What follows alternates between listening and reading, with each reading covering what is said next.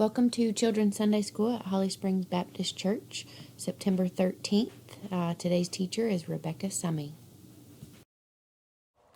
Our life point is now on the screen if you want to read it with me. God expects people to obey Him. Our story this week is of Joshua and Jericho. And if you'd like to follow along in your Bibles, you can do so in the book of Joshua, chapter 6. Hey boys and girls, I hope you're doing okay. Today's lesson takes place in the city of Jericho. Now Jericho was a city in the land of Canaan, and Canaan was the land that God had promised the Israelites to be their own country, which would eventually be Israel. But first, the Israelites had to battle the people who already lived there so they could take it as their own. And the first city they were going to come to was the city of Jericho. Now me and my daughter Reese, you may remember her from one of my other videos, we built this together before bedtime. So hopefully it'll help you envision our story a little bit better today. Here is our city of Jericho. So Jericho was famous for a lot of things. One, the area that they lived in, which was near the Jordan River. So it was a very fertile area, good for crops and other things. But Jericho is most famous for its walls. They had incredibly strong walls, much better than my building block walls, that were very tall and thick and impossible to get through. Now the Israelites were here in the wilderness beyond the Jordan River. And it was going to be a very scary thing for them to have to take on the city of Jericho first. But God started with an amazing thing. He parted the Jordan River for them to come across into the promised land. And they crossed through on dry ground, just like they did coming out of Egypt through the Red Sea.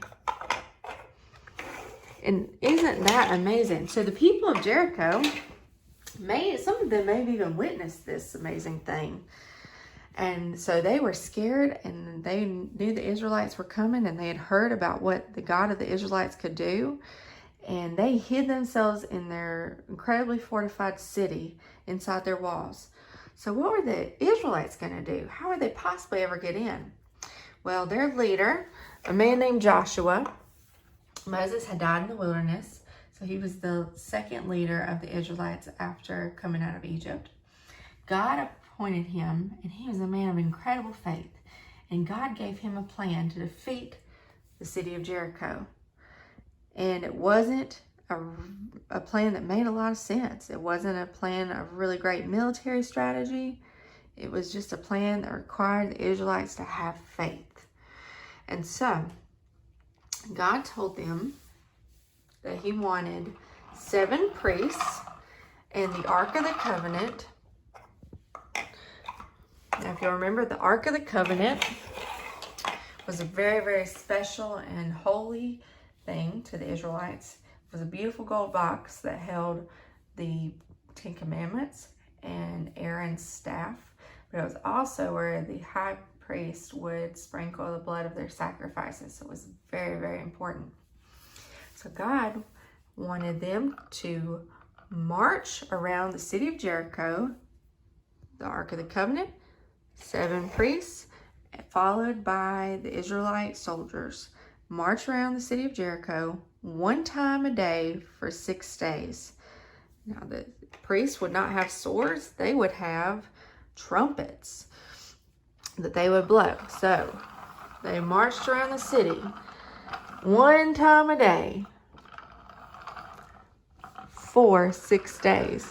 And after they would march around, they would go back to their camp. So they did that. And then on the 7th day, God had an even more amazing plan. He wanted them to march around the city 7 times. And he said after the 7th time, he wanted the priests to blow their horns and the soldiers to shout. And then he said he would give them the city. And so that's what they did. They marched around the city 7 times. And the priests blew their trumpets. And the soldiers shouted. And guess what happened? The walls of Jericho, those crazy, tall, unbelievably hard to get through walls, fell to the ground. And the Israelites were able to go in and take the city. The only people that were spared were Rahab and her family in this house. And Rahab had helped the Israelites when they were scouting out the land by hiding 2 of their spies. And Rahab is a very special lady. She eventually becomes the great-great-great-great-great-grandmother of Jesus. She's in Jesus' family tree.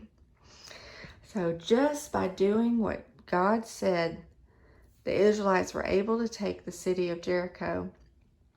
And that by doing something that sounded crazy, but by obeying God, they were able to take this very toughly fortified city.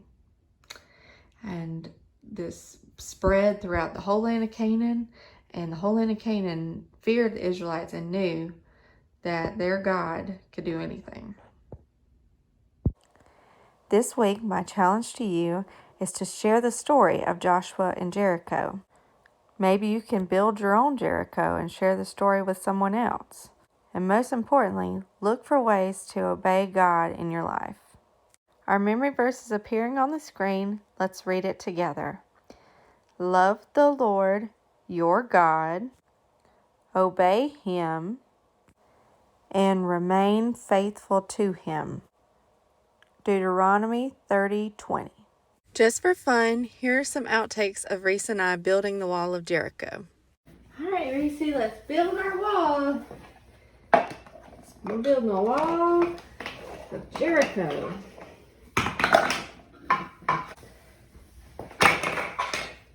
Yes, the whole left wall. I think they're going to be a little bit confused about where we're going with this. If the left wall's missing. There we go. Okay, I'll just replace that. And that.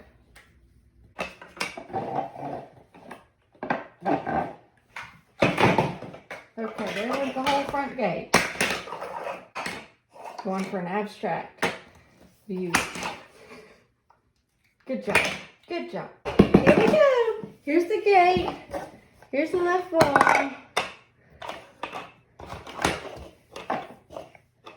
Let's see.